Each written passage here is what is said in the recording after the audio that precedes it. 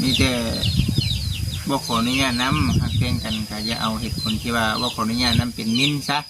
เนาะมันพังไปพังมามันคือรู้สึกว่าบวกขึ้นปันไดเนาะแต่ว่าก็เงินขนาดประมาณ7-8 มื้อน้องเขาว่าอยู่นี่มัน2 เดือน 3 เดือนเลยที่แบบ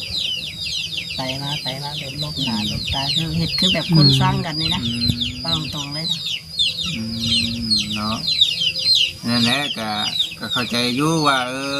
ลูกของผู้หญิงมันอาจจะเจ็บสิปวดเป็นความเพิ่นว่าแต่ว่าถ้าเจ็บปวดสำใดก็เบิ่งเอาหั่นแหละเนาะลูกผัวมัน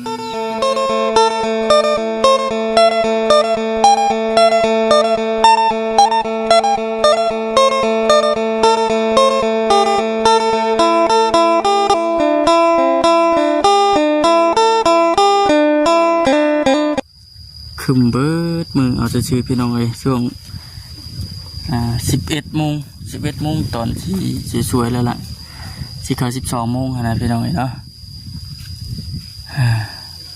ทักทายสบายดีเด้อพี่น้องเด้อเนาะทักทายสบายดี FC กันเบิดสุขคนนั่นแหละพี่น้องเลยพอกันคือเก่ามื้อนี้ก็คือว่าเนาะพี่น้องเอ้ยเป็นอีก1 มื้อว่าซั่นเป็นอีก1 มื้อพี่น้องเอ้ยบ่คันได้เดินทางมาอยู่ที่บ้านสังแก้วเพิ่นมื้อนี้ก็ได้เนาะเพิ่งได้บ่ได้เดินทางมาพี่ก็ได้มื้อนี้ก็มีโอกาสเดินทางมาเนื่องในที่ว่าจังได๋ล่ะคือได้ยินกับข่าวฮู้กับข่าวแหละพี่น้องเนาะเรื่องของน้องเททองเพิ่นเกิดเรื่องเกิดราวอย่างเฮาก็ยังบ่ทันฮู้รายละเอียดชัดเจนคักปานใดนะก็เลยขึ้นมาถามจากปากน้องเททองเพิ่นคือว่าเห็นในคลิปของน้องเชลาว่าไปหอดเทือนไม่เท่าตาหนายว่าซั่นเป็นไม่เท่าของน้องตัวทองนะวันนี้ก็พากันขึ้นมาวันนี้กับบจิตจึงหูรายละเอียดนะพี่น้องเป็นจังใดเหตุสาเหตุมันก็ปลายสาเหตุเป็นมาจังใดก็มาทางกับบ่ฮู้นะพี่น้องเนาะจังใดก็เข้าไปติดตามเบิ่งพี่น้องเลยถามจากปากน้องเพิ่นว่าสิออกมาแบบใดปะพี่น้องเนาะปะไปนะพี่น้องคุณคึมเบิดมือเอาชื่อมานี่กันนั่งอยู่เพื่อนต้องใช้หลาเพื่อนกันมาแต่หน้าป่ะ สบายดีเด้อสบายดีให้ได้ดำหน้ามาด้วยอย่างไรเนี่ยไทยหุดหน้าไว้ไทยหุดนะยังมาทันแล้วใช่ไหมนั่นวันนี้วันตะกะยังมาทันแล้วยังเคยหลายคนอยู่หรอกเนาะแล้วไว้ว่าแต่ละปีจ้างน้ำมาแล้วว่าบ่มีเวียกวันนี้ก็น่าสิแล้วไว้อยู่ก็ได้จ้างอยู่เพื่อนเนาะเราเพื่อนเรียบร้อยมีแต่นกกระจาบและยามนี่เนาะคนบุคอยอยู่ปานใดเด้คนบุคอยอยู่เนาะมีสมอยสมีอยู่ซั่นเนาะสมีอยู่นี่เนาะโอ้สบายดีก็มาแต่นะให้ทางแก้วด้วยทางพ่อคุณบ่อยู่คุณเข้าซีโน่ไปซีโน่ให้น้องแค่ละไทยหุดหน้าอยู่หน้าเพื่อไทยหุดหน้ากับน้องจ้อยไทยหน้ากับน้องจ้อยไทยหน้าให้เดี๋ยวนี้ไทยหน้าแบบพวกน้องๆเห็นหน้าเขานะหน้าน้องจ้อยเลยน้องจ้อยหน้าสีถาดำเลยนะมันเพิ่นดุดแล้วมันบ่มีหน้าอย่างมันแฟนพอไทยก็ได้อีกมันบุแข็งแล้วเนาะเบื้องน้ำมันนี่ซื้อได้ดิถ้าไทยดำมาเดียวเลยดิไทยดำเลยส่วนหน้าเจ้าของนี่แล้วละโดยไทยวันนี้แล้วมือเดียวเลยนะนาตัวเองเราถ่าย2 คันเลยกาบุ้งนี่ถือว่ามีเบิดละกันมีบานพอแล้วในเรื่องชาติแบบนี้ได้แสนยังอยู่เนาะโดยเราก็ถือว่าในเรื่องทั้งนี้เด้เป็นยังไงเรียบเบิดแล้วบอกเป็นว่ามีทางทีมงานเป็นสามาเป็นอันนี้เบิดแล้วโจไปแล้วเนาะโดยยังแต่บ้านผู้ช่วยเนาะบ้านผู้ช่วยเพิ่นยังอยู่ในขั้นตอน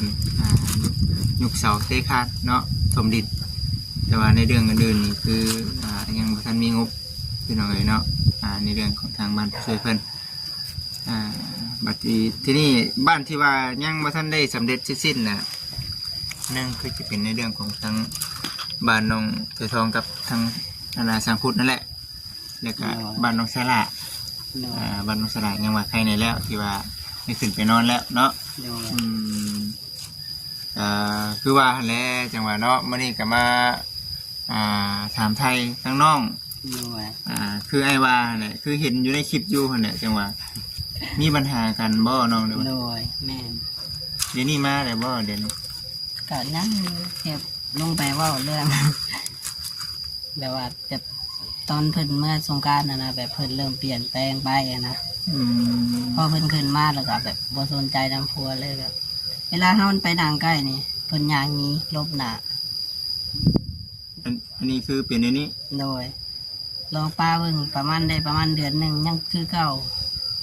อยู่แบบอยู่คมอยู่ไผอยู่มันนะบ่ค่อยเว้าน้องถามยังเพิ่นก็บ่ค่อยปากมีแต่ลบหน้านี้อย่างเดียว ตั้งแต่สงกรานต์ โดยผ่านไปได้ประมาณ2 เดือนเนาะลงไปไถนาอยู่พุ่นก็คือเก่าเป็นคือเก่าได้เดือนที่3บัดนี้น้องขึ้นมาไถหุ่นแล้วน้องขึ้นมาบ้านบัดเห็นผู้บ่าวเพิ่นแท็กกันนะ มีผู้เอาอีก โดยคบกับบ่าวชิโนเพิ่นแท็กเขียนลงตัวตกหลุมรักอีกอย่างว่านี่น้องเห็นน้องเป็นเพื่อนเพศกับบักนั้น อืม อันนี้คือทั้งน้องกับทั้งพ่อกับแม่ผู้รักผู้ใหญ่จักภายในไปมื้อน่ะ เพราะแต่น้องกับพ่อจะได้ไป คือเฮาตั้งใจไปหรือว่าผู้รักผู้ใหญ่เพิ่นทางนั้นเอิ้น พอดีว่าทางนั้นบอกว่ามีหยังก็ให้แบบ มาล้มกัน ให้ อยู่ ร่ บ่ วมกันพุ่นล่ะให้ทั้ง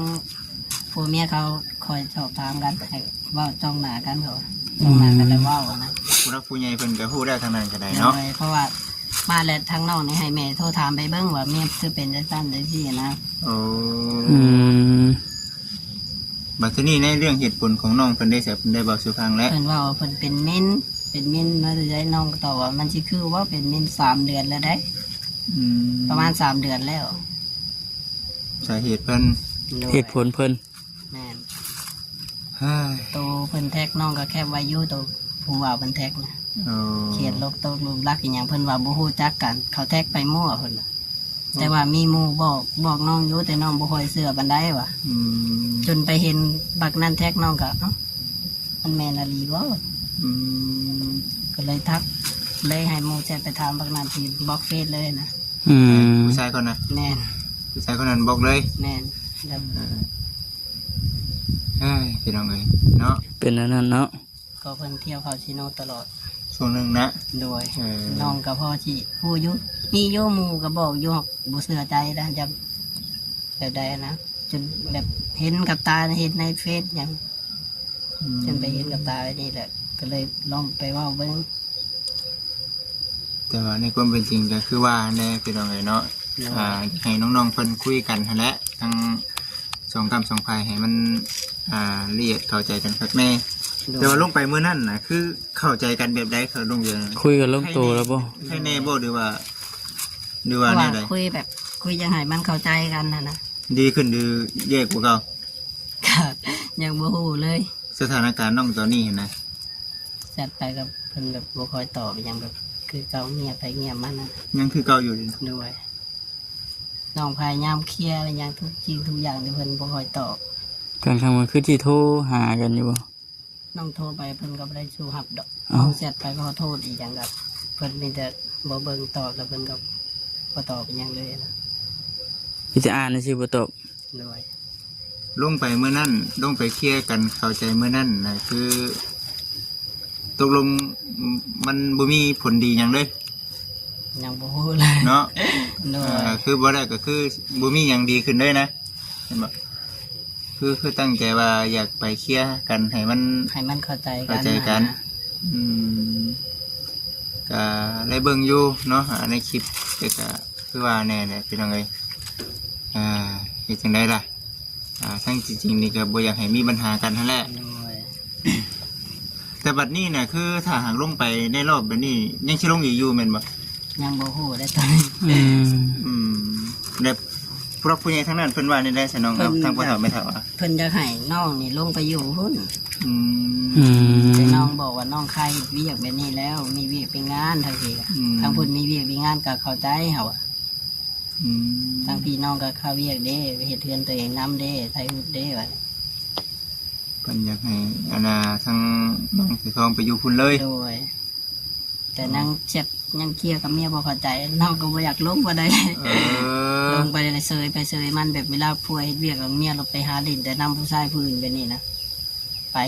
เป็นน้อง แต่ว่าในเรื่องลงไปนี่น้องโบติแม่นบ่ โดยปกติเพิ่นสิอยู่ใส่ก็ย่า เออ น้องบ่ว่าหยัง เพิ่นสิให้อยู่ไสน้องก็บ่โบติเนาะ โดย เนาะแต่ว่าสาเหตุที่ว่าน้องบ่ลงไปเดี๋ยวนี้ย้อนผัวเมียยังบ่เข้าใจกันทาง โดย อืม น้องก็พยายามคุยกับเพิ่นอยู่ อืม แต่ไปอยู่คอยเว้าอยากให้มันเข้าใจกันขึ้นแล้วนะ อืมสิอยู่ไสก็ตามแต่เนาะคำว่าผัวเมียถูกต้องปรองดองกันนี่น้อง อยู่ได้เบิด อยู่เลยเบิดเนาะ โดย พากันเฮ็ดช่วยกันหาเว้าบ่ช่างเด้บางทีแบบว่าเพื่อนเฮาก็มีได้เนาะเนาะเอาเว้าไปสิแล้วพี่น้องเอ้ยเฮ็ดเวียกเฮ็ดงานทางนั้น แต่เวลาขึ้นมาพี่ก็ได้อยู่เพื่อนตัวเองนะ อ่า อยู่เพื่อนส่วนตัวของตัวเอง แม่นอยู่เนาะแต่ว่าทางผู้รักผู้ใหญ่ทางนั้นก็อยากให้เจ้าลงไปเนาะ โดย อยากให้ลงไปอยู่ทางนั้นแหละพี่น้องเอ้ยเนาะเอาก็คือตามที่ FC ได้ยินหั่นแหละเนาะโดย ถ้าหากว่าลงไปก็อยากให้คุยกันกับเมียให้กันเข้าใจเนาะ โดยสิคุยกำลังเสร็จไปยังคุยให้มันเข้าใจกันก่อนยังสิลง ขึ้นมาน้องขึ้นมาได้น้องเสร็จไปหาอยู่แม่นบ่ โดยเสร็จไปอยู่แต่เพิ่นบ่ค่อยตอบอย่างนี้นะ ได้สิเข้าใจกันซะเนาะบัดนี้เนาะ ผู้หนึงมันอยากเคลียร์อยากให้มันเข้าใจว่าผู้หนึงมัน แต่ว่ายังบ่ได้มีโอกาสได้เว้ากัน2ต่อ ยังเมื่อนั้นก็คุยกันแล้วก็ย่างมานอกแล้วเอิ้นเพิ่นอยากมาให้นางแบบถ่ายคลิปกับทางไอ้เสนน้องเสลานะอยากมาเว้าเอิ้นเพิ่นมาแล้วเพิ่นย่างมาเห็นนั่นน่ะเพิ่นย่างกลับเลยปุ๊บย่าง 2 เข้า บ่ ไป ถ่ายคลิปเลย โดยไปนางกับหมู่เพิ่นเฉยเอิ้นมากับบ่มานะ เด้อน้องพลอยเด้อเนาะอันนี้ก็บ่ได้ว่าหยังใดน้องพลอยเนาะถ้าหากว่ามันเป็นจังใดก็อธิบายให้กับทางFC พังเนาะ โดย ถ้าหากว่าน้องเฮ็ดแนวนี้ยันแบบ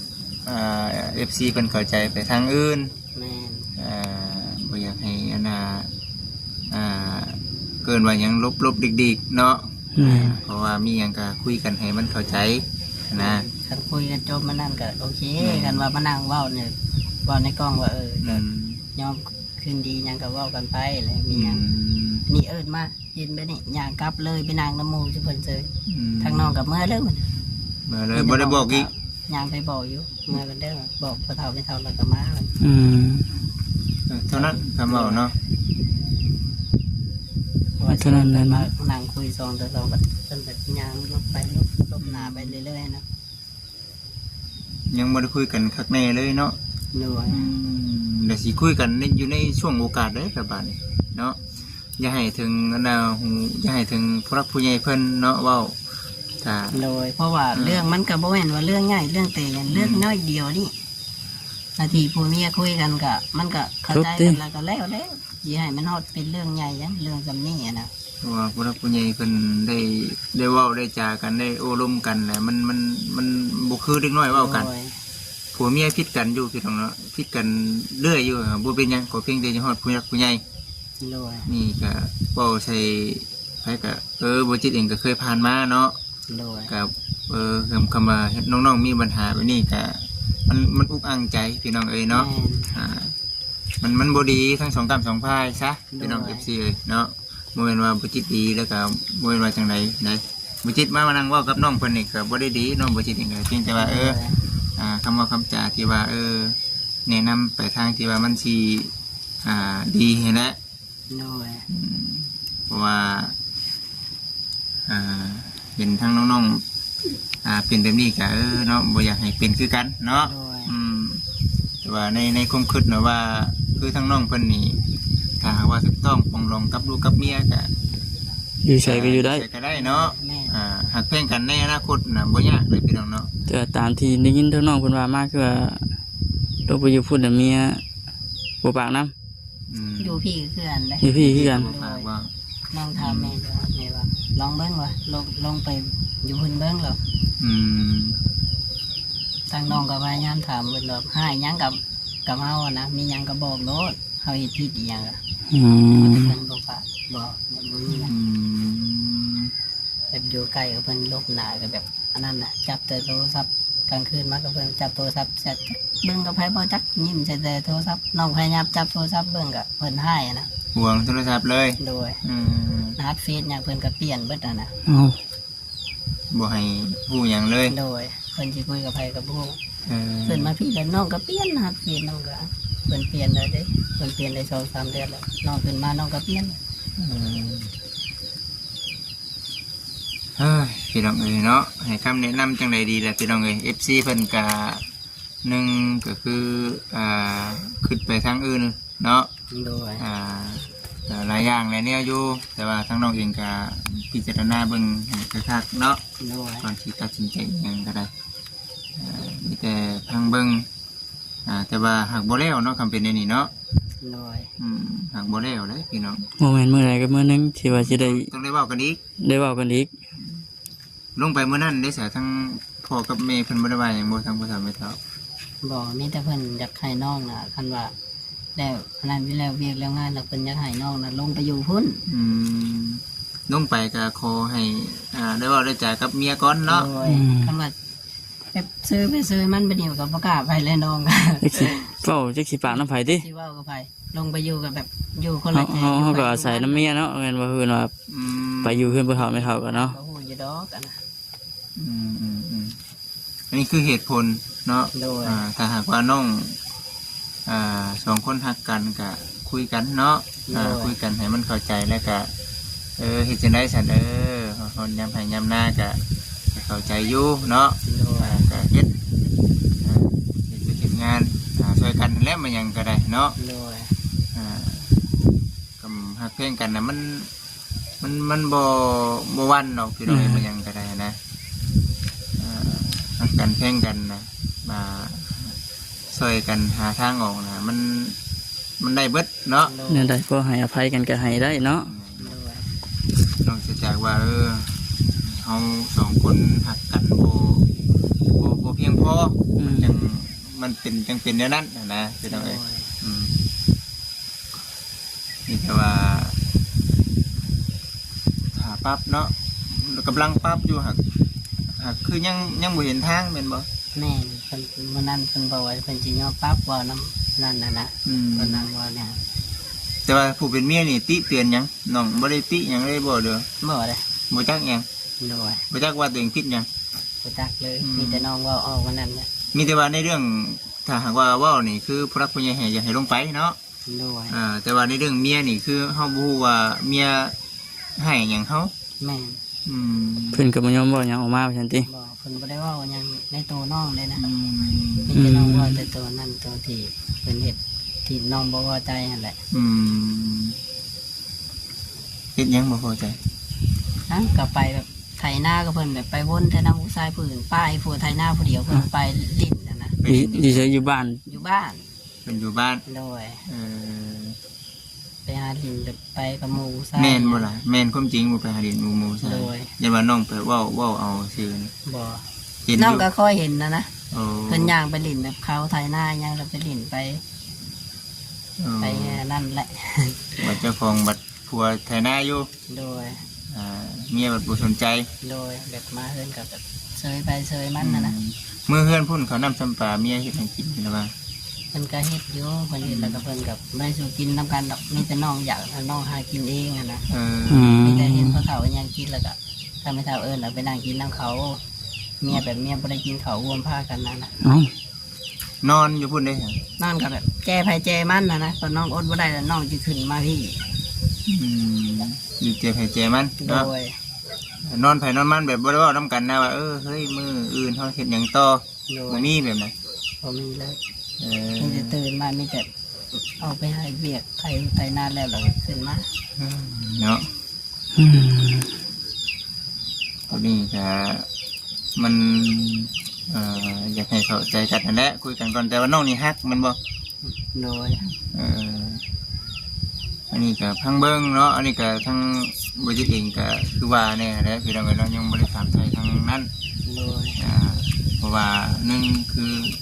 เราเองก็ทั้งสองกรรมสองพายเนาะทั้งเหตุผลทั้งสองกรรมสองพายเพราะว่าอย่างเนาะคือทางบริษัทเองก็คือว่าเนี่ยเนาะทรงแรกๆก็ทำเกี่ยวกับงานเนาะในเรื่องของทางเพื่อนสันรับเป็นของทางน้องเสือทองและมีปัญหาแบบนี้เกิดขึ้นกับบ่สบายใจคือกันเนาะ โดย หลายสิ่งหลายแนวเนาะย่านทางผู้รักผู้ใหญ่เพิ่นเนาะชื่อว่าจังไดล่ะเนาะพิษชื่อว่าจังไดนะเรียนว่าเสียความรู้สึกเนาะเสียความรู้สึก แม่ ว่าที่ผ่านมานี่ทั้งน้องถือทองนี่ก็หลายเรื่องหลายแนวที่ว่ามีเรื่องมีราวเกิดขึ้นเนาะทางวาตาเพิ่นเนาะฮัลโหลวาตาสบายดี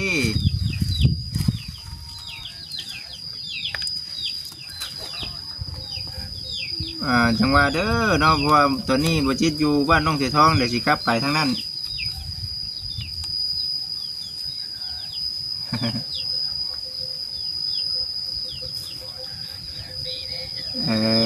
โอเคกำลังสิขึ้นไปบ่โอเคโอเคโอเคเอาเดินทางโอเคเอาเดินทางปลอดภัยเดินทางปลอดภัยโอเคโอเคเนาะ รถมีครบอยู่ก็ยังญาติตำรวจพี่เนาะ ถามทางในบริเวณหัวหน้าบ่ใช่บ่ตาเนาะใบขับขี่ก็มีแหละหนังสือก็มีแหละญาติบ่ซักเนาะคือบ่จิตใครหรอกเนาะบ่มีใบขับขี่เนาะแต่ว่า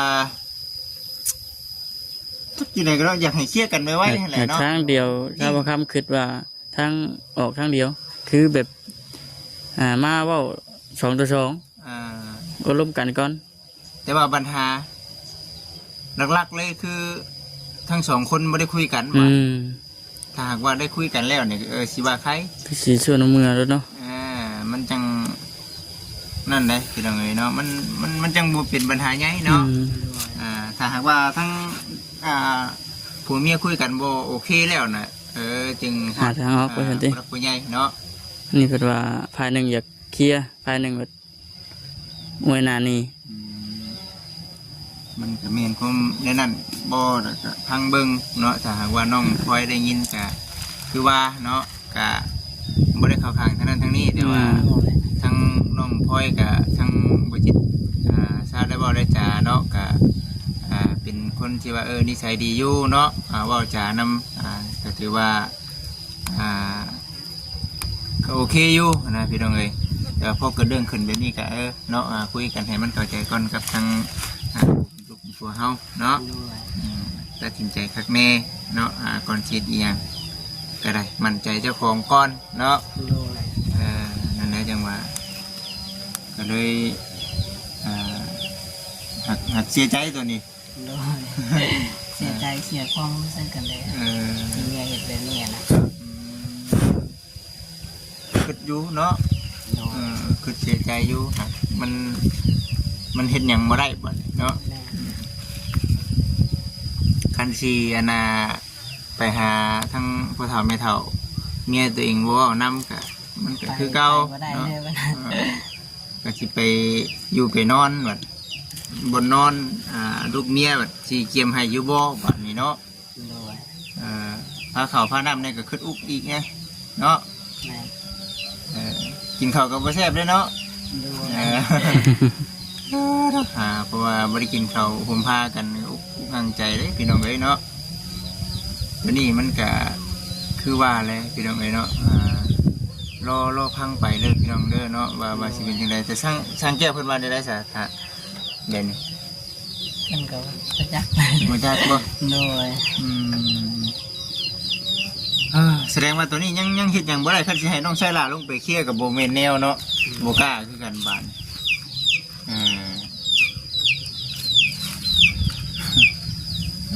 พี่น้อง FC พังเบิ่งไปนํกันพี่น้องเนาะรอติดตามรับชมสิเป็นจังไดเดี๋ยวมื้อนั้นคือเว้าปังมื้อนั้นทางน้องพลอยเพิ่นอยากให้บ่ น่าสิแม่นนะ อืม เว้าแต่ย่านน้องบ่เถียงหรอก บ่เถียงเนาะ โดย อืม คันจะเว้าแห้งก็ยันมันยังผิดหลายไปนะ คันเว้าแห่งผิดเด้เนาะ โดย อืม เพราะว่าน้องจะปรับความเข้าใจกันน้องบ่ได้ต้องการนี่ อืมเนาะมีแต่บ่ขออนุญาตนํหักเพลงกันก็อย่าเอาเหตุผลที่ว่าบ่ขออนุญาตนํเป็นมินซะเนาะมันพังไปพังมามันคือรู้สึกว่าบ่ขึ้นปานใดเนาะแต่ว่า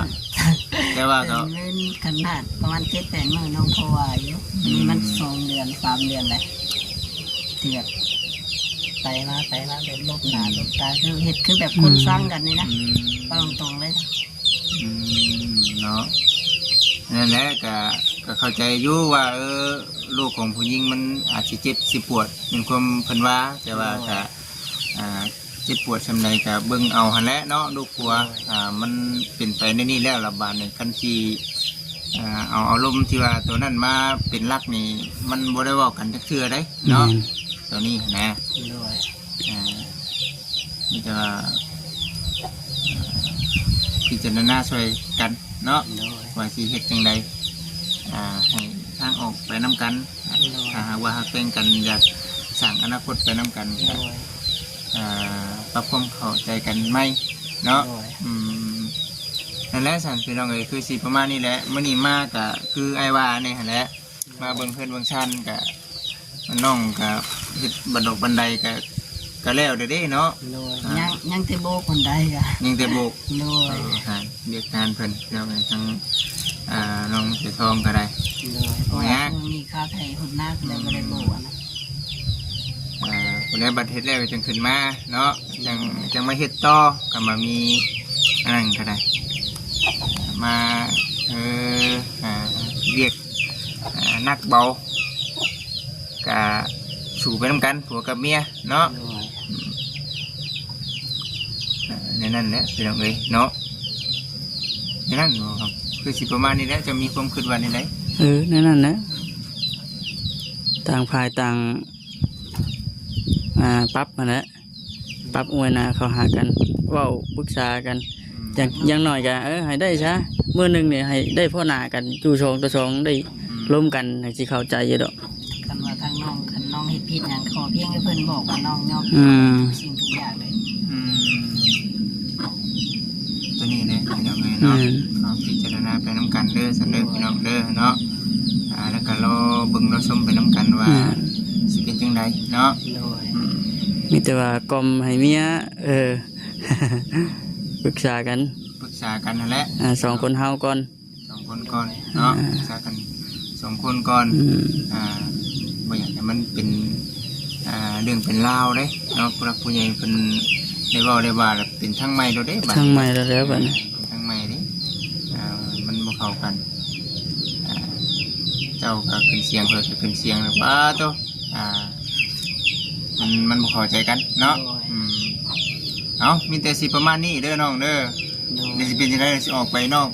ไถนาคือเก่า ด้วยย่อไปหาไถ่หุ่นหน้า ก็อีกประมาณจักมื้อหน้าน่ะ ประมาณ2มื้อกันแล้ว ประมาณ2มื้อแล้ว ด้วย 2มื้อก็คือสิแล้วก็กล้าหน้ายาวเลยก็ โอ้ยกาบ่ได้ยาวบ่ได้ดอกมันหากระโปรงขึ้น กล้าหากระโปรงเนาะ เพราะว่ามันบ่ค่อยมีฝนทางนี้นะฝนตกก็แบบนี้แหละบ่ค่อยแห้ง ร่วงไปเลยเนาะบ่ค่อยแห้ง น้ำตาให้หน้าก็บ่ได้มีเลย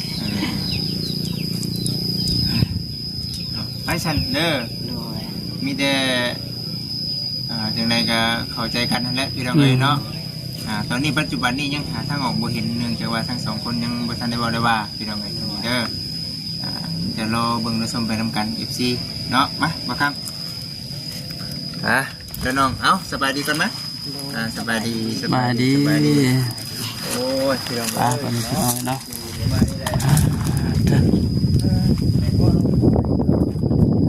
ว่าปัญหาก็คือยังบ่ทันได้ได้ร่วมกันแบบ2 ต่อ 2ผัวกับเมียนะพี่น้องเอ้ยอีกพายก็อยากปรับความเข้าหากันอยู่แต่ว่าอีกพายเมินเอาฉันซะเนาะตามที่ได้ฟังน้องเพิ่นว่ามาบ่หันดอกพี่น้องเอ้ยเนาะหาโอกาสคุยกันยาก นะอาทิบ่คำคิดแบบนี้ผู้หนึ่งเพื่อนวัดไปตลอดบ่ยอมไกลเกลี่ยน้ำกันนะพี่น้องบ่ยอมปรึกษาน้ำกันว่าเป็นหยังควรปรับอันใดก็ต้องได้เว่าได้ว่ากันโอเคแล้วพี่น้องเนาะสำหรับคลิปนี้การในทางพ่อพี่น้องซีพิจารณาสกันเด้อพี่น้องเด้อเนาะถ้าหากว่าผิดพลาดประการใดก็มีแต่ว่าขอโทษขออภัยหลายๆพี่น้องเนาะอยู่ดีไม่แห้งเบิดทุกผู้ทุกคนพี่น้องเอ้ย